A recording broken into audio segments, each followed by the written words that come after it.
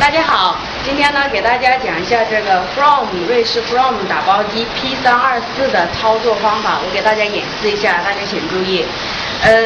首先是穿戴，我们看到短的这一端是在下面，长的一端在上面。然后穿戴的时候呢，叠合，然后对整齐。操作的时候呢，把手拉柄提起来，然后呢带子轻轻的穿进去。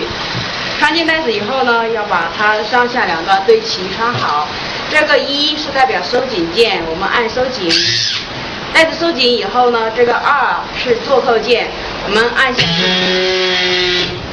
等它做完扣以后呢，这个指示灯会转为绿色，转完绿色以后就表示做扣已经完毕。那么我们把提柄提起来，然后把机器抽出来，OK， 带子就做好了。